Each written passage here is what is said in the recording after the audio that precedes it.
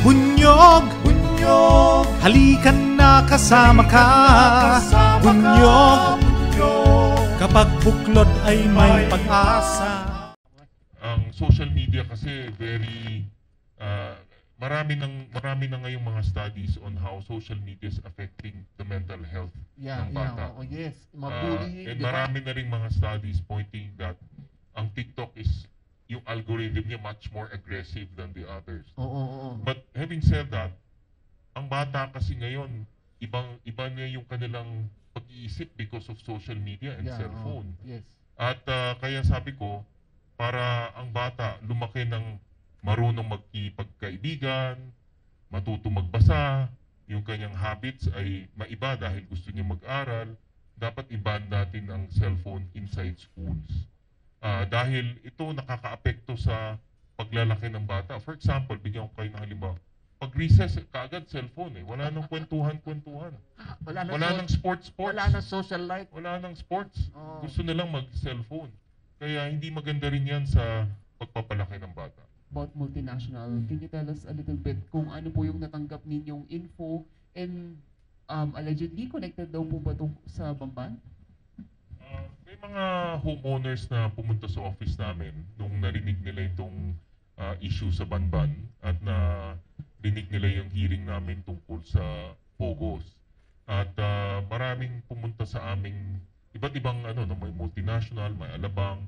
At ang kanilang complaint is number one, yung overcrowding ng mga bahay.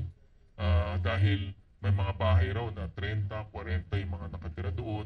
At natatakot sila kung ano ba yung kung may 40 kang tao doon o hindi normal yun sa isang bahay. So yun ang natatakot sila doon. At meron ding mga issues na nakikipag-away sa security guard. May issues rin na mayroong mga escort ng police. So may mga ganun na issues.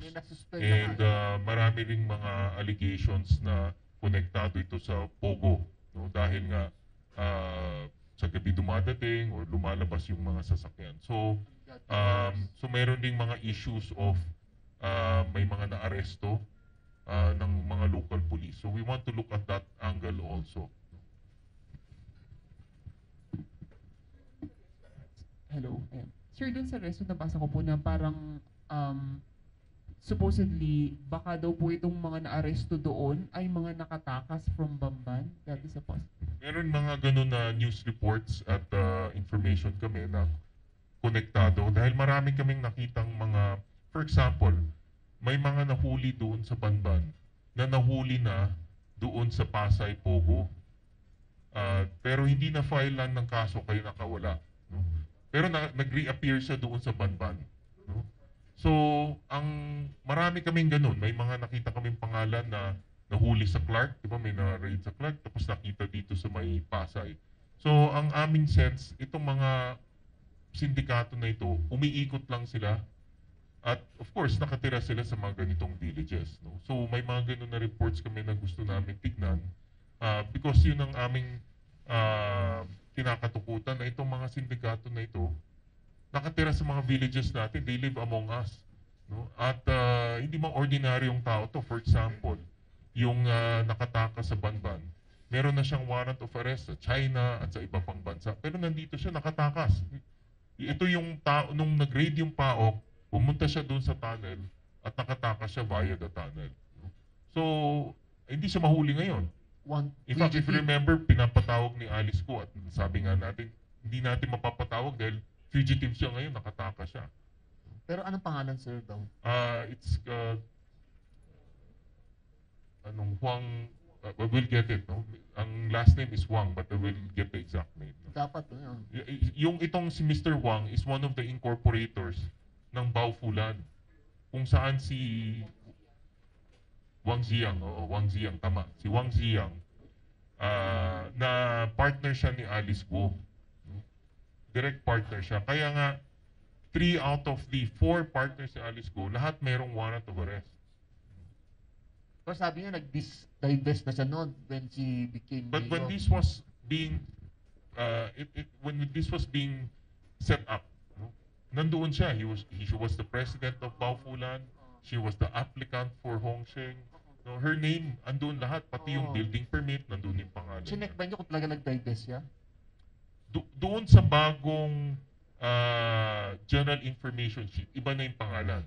So most likely, nag-divest siya. But hinihingi namin yung sale purchase agreement kung talaga Oo. may ganun. Sir, last question na lang po. Sir, may nakarating na pong info sa inyo, may pogo rin daw sa Cavite. Kobyat, ayun. Which particular, kung yung marami pang operations ng Pero Pogo nga daw dito. sa OBP, office. Maraming Building. nag-operate. Kasi may malaki, may Pogo Hub, mayroong maliit rin. Oo. But according to the enforcers, no, marami pa silang sinasurveillance ngayon. No?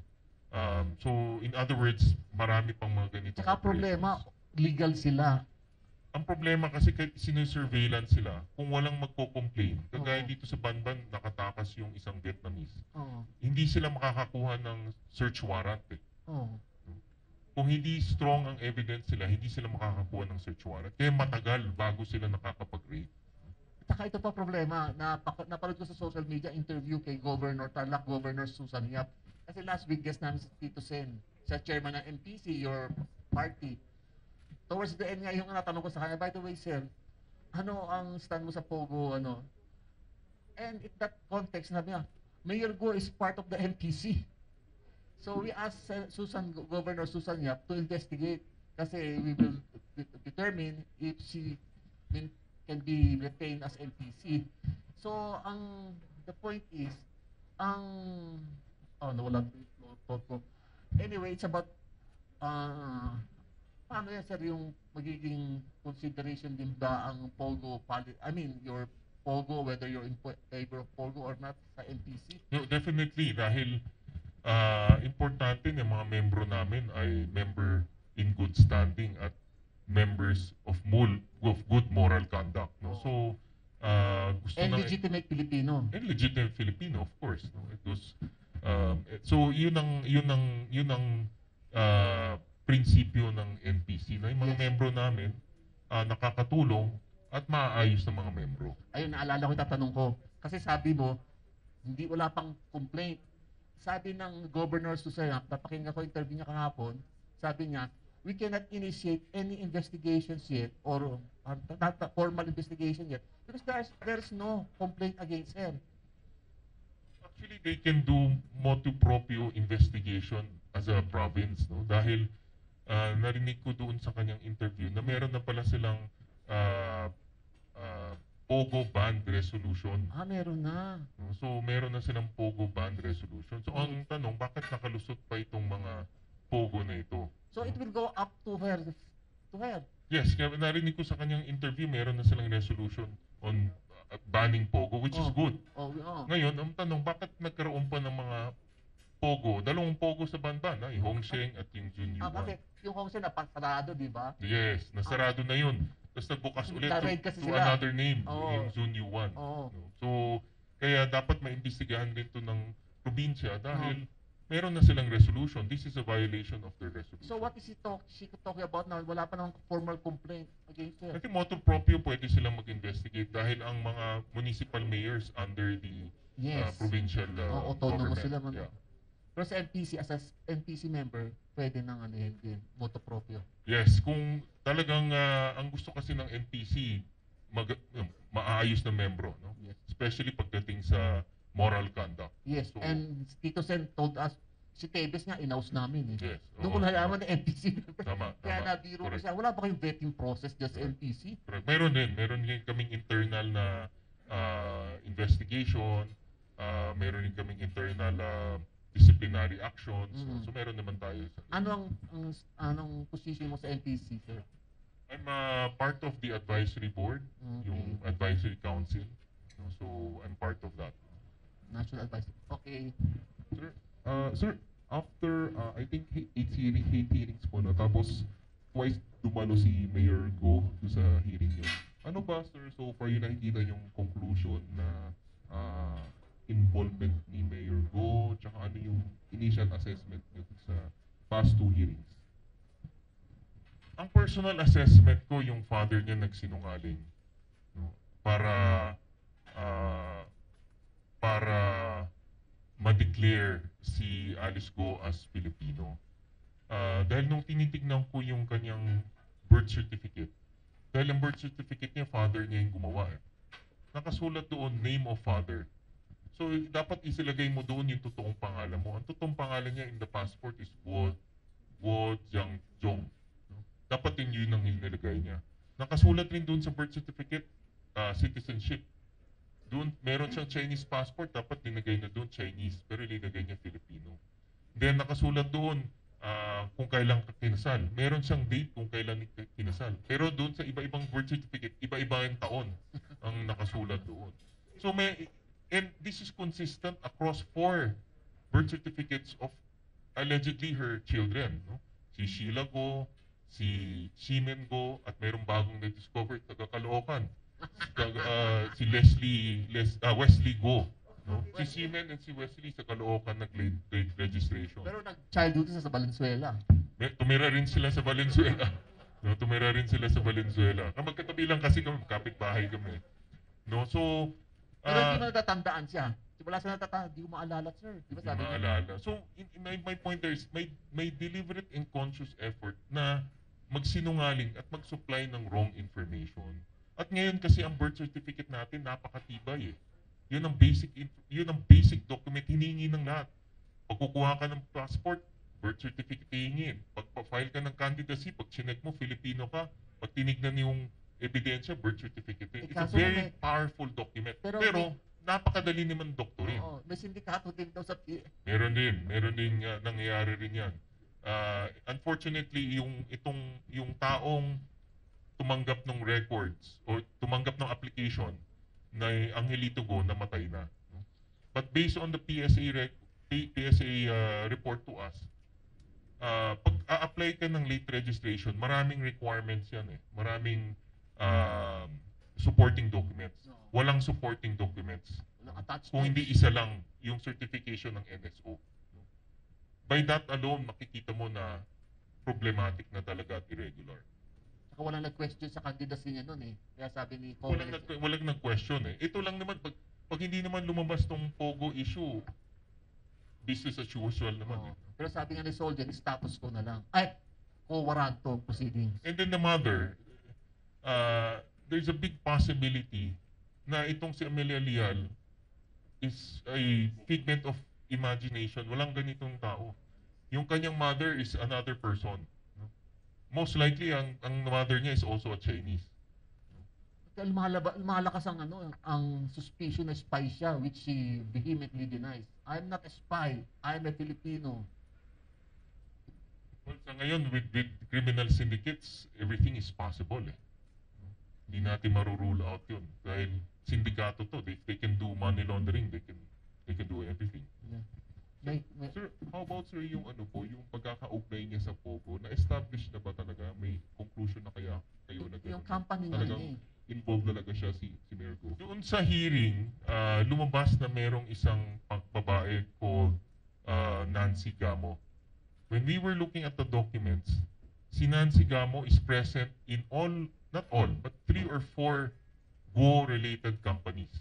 No? Siya yung nag-incorporate ng Go-related companies. Sino siya? After a while, lumabas rin yung pangalan niya dun sa Zunyu 1.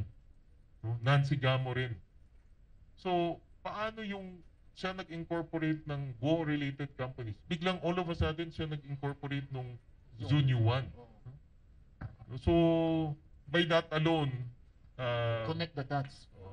may connection between the Go-related companies and Zunyu 1 through Nancy Gamo. He was asked about the Pogo and your stand to totally ban Pogo. Ngayon, ang sabi niya, if we're going to ban Pogo, dapat i-ban na lang lahat ng gambling operations lahat dito sa Pilipinas. So, how do you find that kind of stand, sir? Considering na magkaiba yung impact na binibigay, for example, ng Pogo and casinos. Iba kasi ang Pogo eh. No? Kahit na sugal siya, ang Pogo dala-dala namang krimen. Yan ang kaibahan nito. At ang operator ng Pogo, mga syndicates, proven na yan. No? Ilang raid, 6 na raid na nangyari dito. Lahat ng mga nahuli may kaso sa abroad, nagtatago dito, mga pugante. Devil's So, advocate lang, so sir. iba sila eh. Devil's advocate lang, sir. Di ba ang Pogo kinikater lang mga Chinese gamblers? Wala daw Pilipino. Yun ang argument ng mga katulad Tito Sen, nila Escudero. Hindi naman Pilipino ang gamblers. Yung front nila, Chinese gamblers. Pero yung sa likod nila, sabi nga ni Art, tina-target mga Filipino, Yung pondo mga nga Filipino natin, na di ba? through scamming. Oo. No? Lahat yan pare-pareho. Inarate sa Clark, scamming. Inarate dito sa Pasay, scamming. Inarate sa Banban, scamming. Lahat may scamming activity. Tsaka yung sa Clark, legitimate pang may license ng pagkor. Meron rin. Lahat sila may So license, obviously, pare-pareho. they cannot regulate talaga. Because when you give a license, itong license na ito, pwede ka na magpasok ng mga trabahador galing sa China, galing sa Vietnam, sa iba-iba. So ginagamit nila ito sa pag-recruit ng mga trabahador galing sa ibang bansa. Pagdating dito, tinatago nila yung passport. Kaya nung binabreak yung vault, ang daming passport na kukuha, tinatago, illegal detention na kaagad doon. Wala na magawa yung mga dayuhan dahil nandito na sila, nakakulong. No, at pinapatrabaho nila sila sa scamming. So yung Tsaka may torture chamber may pa. torture chamber pa. Kaya rin kaya tumakas dahil hindi na kaya yung torture na nangyayari. Oo.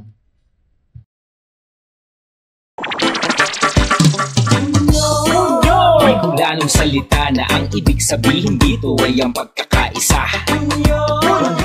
Bunyog Party List. Halika na, Bunyog Party List ka na. Halika na, Bunyog Party List ka na.